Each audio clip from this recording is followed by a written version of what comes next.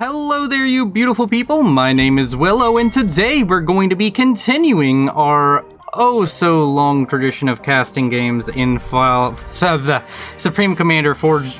Oh god, this intro sucks. In Supreme Commander Forge Alliance Forever. And we have a 2v2. That music is way too loud. I feel like, yep, that was an overcorrection. There we go, music's no longer too loud. Okay, so we have a 2v2 team matchmaker played on the map of Anchor. We are going to be introducing our players, but before we do, please consider liking, commenting, and subscribing, possibly joining the Discord. With that out of the way, let's introduce our players. Team 1 up here at the top, Team 2 down here at the bottom. We're gonna start with the yellow UEF player by the name of Floppy. Going first, Land. Then we have ourselves a red UEF player going by the name of Dave, because I'm not even gonna try. Going first, Land. Moving on over to Team 2. We have ourselves a gray Aeon player, best faction, going by the name of Aaron. Going first, Land. Then last but not least, we have a blue Cybern player by the name of Yadel, going first, Land. And this Aaron Yadel combo is very familiar. Weren't they a part of my tournament? Go check out the Dark Heart cast. The Dark Heart tournament. You all should really check it out. You all would love it. It's great. I casted a bunch of games of it. It's probably going to be better than this cast. But nonetheless, we are on the map Anchor. There is some Navy that you can play around with. There's a lot of Reclaim in the middle and near the bases. Just Reclaim kind of spread out, but in very distinct pockets. There's a lot of area to expand on the ground, but there's also this island down here that you're generally going to want to get if you're going to be playing Navy to any extreme degree. And of course, we do have the land section. There are many cliffs and kind of elevation changes that will affect how you play the game and where you can continue to move your units. There's an infinity symbol here in the middle with a bunch of Reclaim in it. And these players are starting off with a bit of harass for Team 2. We have multiple flares and spirit scouts and some mantis kind of action going on. Mech Marine and Snoop out for Dave. Gonna be able to send that down towards the base of Yadel. I don't think Yadel has any idea it's on the way, but he is gonna be looking for a defense, I'm sure. An early transport out from Yadel, going to be able to take these units. I wonder where he's planning to go. He's going to be going for the island, then he's going to come back. Could also try and drop up here to the top left if you want to get yourself a little bit of map control, I guess. But the island is looking to be uncontested. Looks like it's just Yadel going for that island, which is going to be 3 mass extractors for him. Sure, he's going to enjoy that. And we have Floppy starting to move the comm forward along with Dave. Both comms for Team 2 deciding to stay down here in their base. There is some kind of fighting going on. There's a Mech Marine killing off an engineer over here, and the Mantis was also killed off. I think there's a Mantis, yep, over here. Mantis killed off by the likes of Dave's Strikers. And we have the Mech Marine going to be dying to the Mantis. Everything's very loud today, and I like it. I'm there. I'm inside the game. I can feel the sounds. This flare, managing to pick up 3 kills on this flare, a very effective flare so far. Might even be greedy and go for something like killing off a mass extractor with that beautiful piece of Aeon technology. There's more flares being produced by Aaron, not really going for the Aurora spam route. Not really heavy on the ground for either player for Team 2. Neither player getting more than 3 or 4 factories. But I guess I can't say anything about Team 1 doing better on that. Just feels like Team 1 has more spam on the map, because they most certainly do. As Team 2 decides to focus on other things. Some mass extractors yet to be claimed by Yadel, not quite on top of his expansion duties. as he's not taken 2 mass extractors and a hydrocarbon that are theoretically his to take, but nonetheless, he has managed to expand down to this island and is going to be able to grab control of that. Going to be interesting to see who goes for Navy first. It does seem that Dave is going to be going for Navy first, about to finish off his first naval factory. And we don't have anything of the likes out from Yaddle. Aaron has managed to get up some more flares over here, is continuing to harass. These flares are going to be able to kill off this striker, I believe. Yep. Flare for a striker is not a bad trade.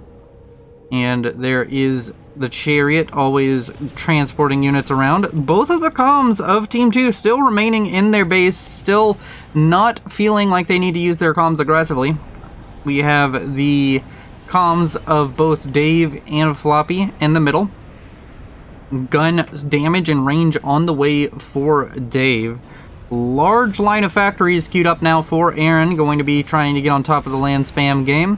There is a decent group of strikers out for Floppy over here on this western side. There's not really anything over here to oppose them as of the moment, as Yaddle has gotten his production online as well. Very adjacency focused build over here. I'm going to be able to get I'm pretty sure all of these factories except for one is adjacent to 2 mexes, so very efficient, at least as far as the production of T1 units. There is damage and range at 50%, going to be finishing that up here in about 30 seconds. And it looks like naval factories have now been queued up for Yaddle, going to be trying to step his toes into the water. And there hasn't been any production out of this naval factory for Dave, so he has not really managed to get an advantage by being the first player to build their naval factory, as he's somewhat forgotten about it, but it's understandable. There's a lot to manage. A T1 Scorcher bomber coming out from Dave, going to be able to drop bombs on to the forces of Yaddle. Going to kill off 2, maybe 3 Mantis.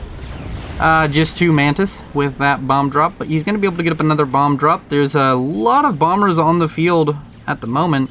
There's like about 5 or 6 of them floating around at any given time. There's a large group of strikers now pushing down to the south from the north from Floppy, heading towards the main base of Yaddle. Does Yaddle have anything to protect this? That's a lot of power. That's more power than you need for all these factories you're building, but I get it. It's a very fast way to queue up a bunch of factories and then get their power generation dealt with. And the damage and range comm out from Dave has finished up, is going to be able to push forward that, be a little bit more aggressive with his comm. And this is all going to go very well. There is a bomber dropping bombs over here onto these strikers out from Floppy. Really quick, I would like to say thank you to Hot Ham Legs for subscribing. You rock, Hot Ham Legs. Welcome to the Duality subscription club. You have new emotes at your disposal.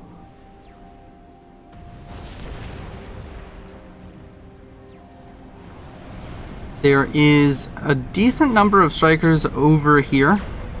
Going to be forced back by the Aurora that are building up for Aaron. The damage and range comm not getting too much value at the moment. The longer you wait to use this thing to get a lot of damage done, the longer it's going to take for, well, the less effective it's going to be. Once we start seeing T2 units and the such, it's going to be a little bit more dangerous to use that gun comm. Gun comms are not invulnerable and can be killed by just normal T1, T2 units if you have enough of them. There is a bunch of strikers going down. Aaron deciding to use the attack move command. It would be nice to see Floppy try and mix in some more mobile artillery. That would help him out quite a little bit with this this push that's coming out, but Floppy going to start using the comm, getting it involved, and it's going to be able to push off these Aurora for now. I'm glad it brings you joy, Hot Ham Legs. You can, I have over 100 hours of casts on the YouTube, so if you do want to go check that out, feel free. I don't know if you already have or not. There is a expansion up here for Floppy that's going to be killed off by the air campaign out here for Aaron. And these Aurora are managing to hold the line, but not going to get any real progress done. The gun comm of Dave starting to push forward, going to be able to kill off this radar, which is going to be not super cool. You're going to lose your intel around this area, but there's another radar right over here. A few factories being control K'd by Aaron, and a push out from Dave and Floppy towards the bases of Aaron and Yadel. Yadel going for the gun speed and range upgrade as of the moment, going to be able to get that in about 1 minute is how long it's going to take for that to upgrade. T2 on the way for Floppy, going to be able to get up some T2 PD, possibly creep your way towards the main base of Aaron and Yadel. No player on team 2 as of the moment has managed to get to Tech 2. The frigate built by Yadel is going to be able to kill off this this factory out for Dave. Going to lock Team 1 out of the Navy. And we have T2 finished up for Dave. Going to be able to produce pillars and flapjacks and, I don't know, P-shields. Many a things with that T2 factory. Very, very good thing to be able to do. And we have Dave still just kind of sitting here with the gun comm. I don't know if Dave and Floppy have great intel. It seems like they do. This just feels like a moment where you can be aggressive with your comm. At least I'd be aggressive. Like, they don't have enough units to really stop me. I haven't seen their comms all game, so why not just push forward and use my units to support the comm? Let's go ahead and check in on the economic side of the game. Team 1 a little bit ahead with 7.1 thousand reclaim versus 6.5, but overall mass generation is looking like 140 to 109. So Team 1 ahead economically, which makes sense. I think they've had better map control, and they've been able to grab up almost all of the reclaim in the middle. They're still able to suck up reclaim from these middle areas, so going to be able to get quite a bit of economic upgrades, get some T2 mexes out using all of that reclaim. And we have Dave still out here, still just throwing shots into the army of Yadel, going to be able to get quite a bit done. Those units from Yadel just sacrificed at a whim. More factories being control K'd out for Aaron, not quite deciding to keep his production, going for speed on the comm, but not... I'm not sure control K'ing the factories here is a great idea. He does have factories building up here. He is getting more factories, but moving your production, I'm not sure about it. Speed is paused for that comm, so not quite able to afford it apparently. A few flares have managed to get into the back lines, going to be able to threaten some of these T2 mass extractors, but a mongoose comes out, the bigger, better version of a flare made by the UEF, going to be able to throw some shells into the units built by Aaron. And that's going to be a bunch of dead flares, but did take some, did manage to pull all of Floppy's army back towards the base. That's a bad case of select all units.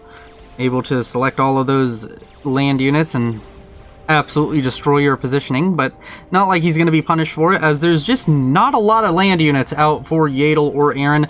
This is a lot of Navy. Okay, yeah, you have naval control. You should pretty well understand you have naval control. Get T2 Navy and start destroying their base. Okay, T2 Navy's on the way. Are you still producing T1 units? No, you aren't. Good. Good job, Yadel. You're doing the right thing. There's engagement between the gun comm of Yadel and his units and some units out from Dave. Dave not quite able to get an upper hand, but over here we have an absolute swarm of strikers coming out from Floppy. Going to be able to put a lot of pressure over towards this position of Aaron, but he has a bunch of T1 PD built up, so if he doesn't have the Lobos to deal with this, he's kind of just stuck, and he really has almost no Lobos. There's one. And this entire massive army, there's one Lobo. That's a lot of heavy lifting for a single artillery piece. And he agrees. He starts pulling his units back and heading towards this area over here. Scorchers out for Floppy. Gonna be able to attack something or just turn around and go backwards. You know, that works too. We have a bunch of static defense now. Or, no, that's not static defense. Wait, we got T2 onto the comm of Floppy earlier. Where is Floppy's comm? It's over here. He is just building static defense. We have static defense going up for Team 1. Team 2, not really as focused on that. Aaron coming up with a gun, speed, and range comm. 1 second. There's a bug. There's like a fly flying around my room. It's the most infuriating thing in the world. T2 land finished up for Aaron. Yadel at T2 land as well, and getting towards T2 Navy. If we get a destroyer out over here or a cruiser, this could be a very dangerous position for Team 1. They could lose quite a little bit due to T2 Navy forces. You can outrange the T2 PD and just kill off that. You're gonna have to build up the T2 static artillery in order to fight off the Navy to any meaningful degree. As Aaron continues to get pushed back. Aaron down to half health, losing a lot of health on that. And wow, the game is exceptionally loud. Oh my god, I can't hear myself think. Okay, there we go. Turn down the game a tad bit, get some more going on. Aaron, losing health at an alarming rate, is gonna be able to get a rank of veterancy back up to 3,500 health points, and he now has shields to protect him. Those asylums will keep him locked in tight, keep him protected from himself. And these units out from Floppy able to get into the main base, but they're not getting any substantial damage done, just going to be throwing away a lot of units here. But it does mean that the backup units, these T2 units now out from Floppy and Dave, as long as these Mongoose are microed properly, can get a lot of damage done here, especially if they focus on the comm of Aaron. Aaron's going to be going down on health rather rapidly. Aaron might just die here, down to sub 1000 HP, 700 HP on the comm, and gets underneath a shield. Oh my jeez, it's so close. Aaron down to 500 HP. Oh, is he going to be able to survive? There are obsidians coming out to try and save him, but he gets another rank of veterancy, making him a lot more healthy, and the obsidians come forward. Woo! Everybody can breathe a sigh of relief as Aaron stops making us wonder, will they, won't they die? And that was a scary moment for Team 2, and we have still units that are just need to be cleaned up. Units in the backline causing issue for the economies of Aaron and Yadel, but Aaron and Yadel still crucially holding on. This northwestern sector of the map is still firmly somehow in the control of Aaron. Yadel still firmly in control of the Navy. He's getting up a destroyer. This destroyer can change a lot in a very short amount of time, can get a lot of damage done over here onto the main base of Dave. And if he gets enough destroyers, he can walk them on land and start destroying the main base of Floppy. There's a T2 artillery built up by Dave here in the middle, going to be trying to push off the Cybran static defenses, trying to get a bit of damage done with some mild standoff tactics. And there's a bunch of flapjacks over here now as well, going to be able to throw those tactical missiles towards the fire base that Yadel is trying to produce. The comm of Aaron is gonna push forward again. Man is a very bold Aeon comm, very bold Aeon comm up there. And we have a Sliver T1 attack submarine patrolling over here. I don't know why I decided to point that out, but I did. A bit of a stalemate right here. Neither side really confident enough to push forward on the other. There's a ton of static defense built up now for Dave, opting for the stealth field generator instead of the shield generator, which is an interesting tactic. As we have counter TML fire, mobile missile launchers killing each other because micro is hard, and the Viper is going to be pushed back. This entire fire base is just going to be forfeit. The artillery mixed with the flapjacks has made it an untenable situation to continue to hold that. The destroyer out from Yadel has finally made its way all the way across the map and is starting to kill off things. Kills off the T2 PD out over there. Going to kill off both of these engineers. If he can get more and more destroyers to start building up, or even cruisers. Cruisers have decent range for the Cybran. Going to be able to get those units up here, just place them on the shoreline and bombard the base of Dave. As a push out from Dave is not going to be super effective. You know, Flapjack's not the best direct combat unit, and going to be shown off here with quite spectacular vigor. Aaron and Yadel on this eastern side trying to get an advantage, trying to just push back the units of Dave and Floppy. Aaron still has this kind of island over here, this area that is just too much of an annoyance to take for Floppy, but not quite useful for Aaron other than the mass generation, but it's not even a massive amount. It's 3 mass extractors. I mean, it's worth it, but it's barely worth it. There's a decent number of units trying to pour in through the north side over here for Floppy. Floppy also trying to PD creep, even going to try and get up his own Clink Hammer to try and deal with this. A raid out from Yadel, going to be able to kill off that shield generator, going to be able to do some damage to all of this, but in the end, this Mantis attack is not going to be very much, not going to be enough pressure to cause significant damage. T1 Bomber is now out from Aaron, going to be focusing down onto some T2 mass extractors. I don't know if this will kill the T2 mass extractor, but it'll definitely weaken it for the naval forces to get involved and start dealing with this. Both of the T2 ships now out over here, lobbing shells towards the base of Dave, who's gonna need to get up some kind of defense against this, or just try and kill off his opponent before this becomes a major issue. The longer this goes on, the worse it becomes for Dave, as Dave pushes through with a bunch of Mongoose in the back line, going to be getting around behind the main forces of Aaron and Yadel. It's a lot of Mongoose, but if they get in range of the Rhinos, this is just really bad. Rhinos going to be able to take out Mongoose very effectively if they can get in within range and not be screwed over by the terrain. And it does look like the Mongoose are going to be pushed back. The game is still a tad bit loud. Not gonna lie, just a tad bit too loud for my liking. Over here we have a decent amount of units being able to push in towards the base of Aaron, but not gonna get any real headway there. There's a lot of damage going down over here towards the base of Dave. Dave is going to be losing quite a bit, trying to build some anti-air. I don't know if that's the call. I'd like to see the... Why are they moving away? No, just move in. Keep destroying this. This good move. Is he trying... Does he not know that you have to toggle the destroyer to make it, like, actually fly? Or not fly, the destroyer doesn't fly, but make the destroyer walk on land. There's a toggle button. It used to not be that way, now it is that way. You have to press a toggle button. It's real weird.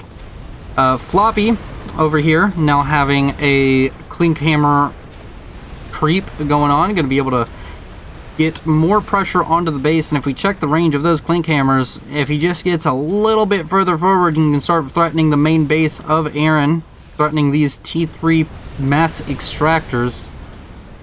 We don't have T3 tech out from any player yet, as far as I can tell. Maybe down here. Nope, no T3 tech. Everybody's still on the T2 phase of the game. These players not teching up exceptionally quickly, but the Navy is just pounding Dave. Dave's lost so much economy. He's probably going to lose his HQ if I had to take a guess. I'm pretty sure Yadel will have the range if he just moves his units a tad bit closer. He could get the range to kill off that land HQ.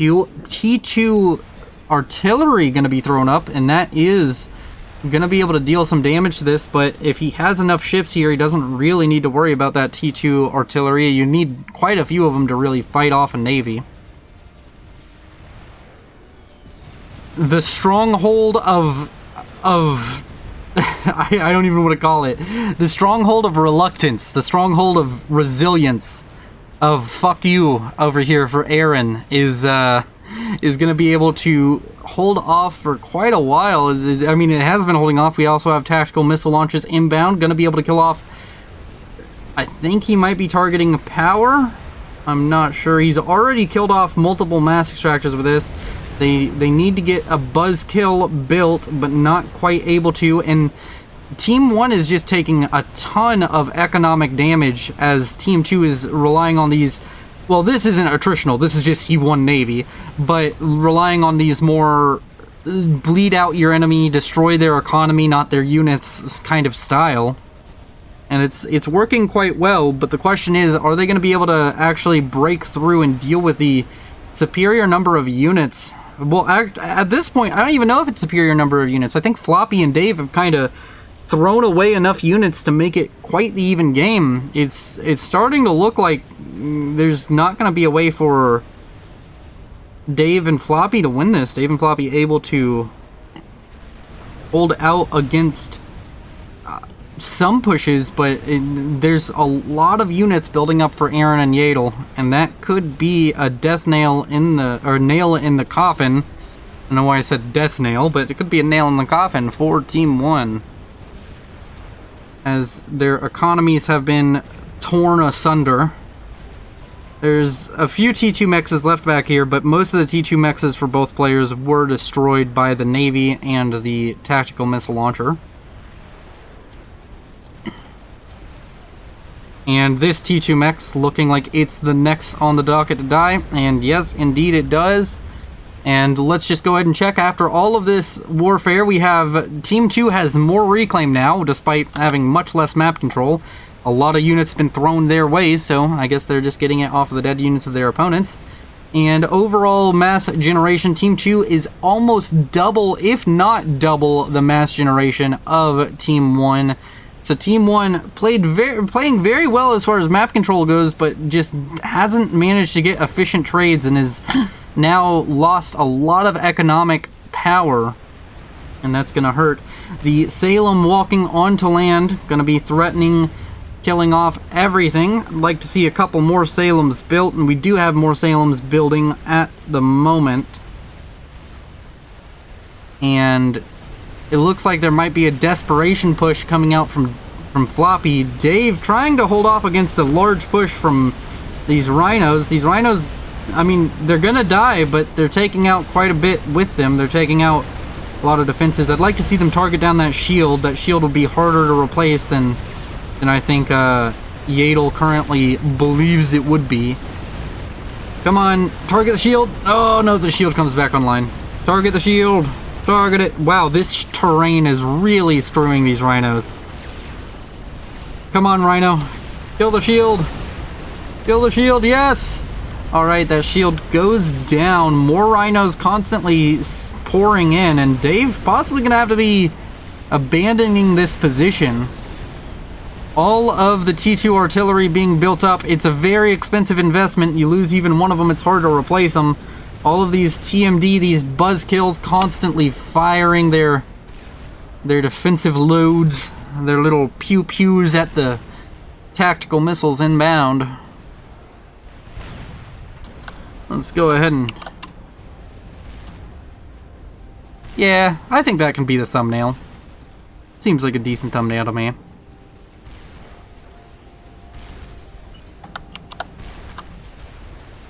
Alright.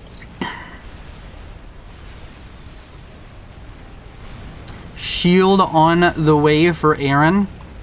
And over here, it looks like the Salem was eventually destroyed, but there's just more ships always showing up. There's going to be more Salems showing up, and they will be able to do substantial amounts of damage. Obsidians, managing to just get a run-by of Obsidians up here to the north, going to be able to get some damage done, possibly even kill off this factory. I mean, I don't know if killing off this factory is actually the right move, because you kill off this factory, that just means he has less things spending mass, and pretty sure he's in an epic mass stall right now. Yes, he is. Both players of Team 1. Nope.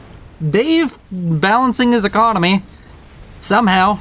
He has very little of it, but it's balanced, so you say what you will about that. There is, of course, cruisers in the bay now. Getting killed off by mobile artillery and, of course, clink hammers. So this Navy, not quite as effective as it was a few minutes ago, but it's already... I think it's already done enough damage. All we really need to see is, well, yeah, T3 land would help, but you just need to get a solid push onto the base of either of these players.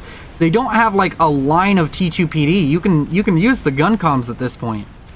You have multiple gun comms. Both of you, these players have comms with you. I mean, you have shield on Aaron. You have stealth and gun upgrade on...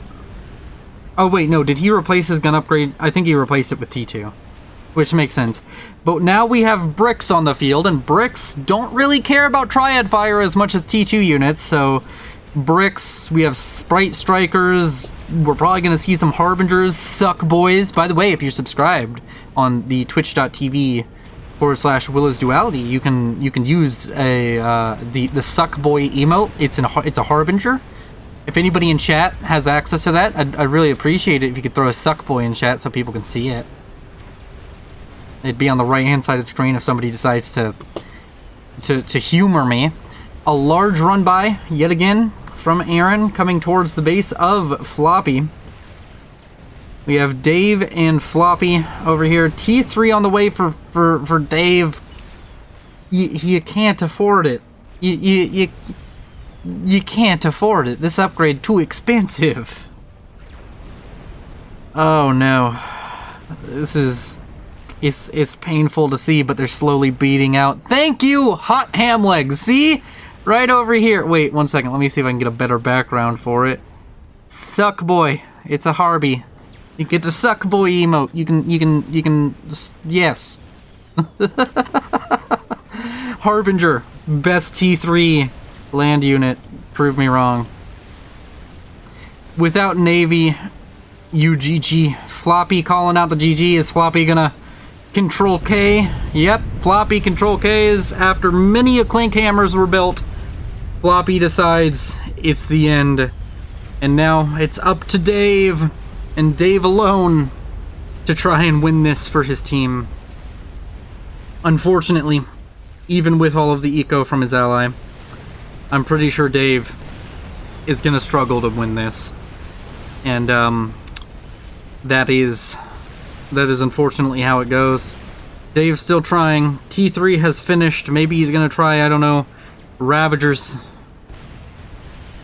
Yeah, I mean, the other structures didn't work for him. Let's try Ravagers. Where did all the bricks go?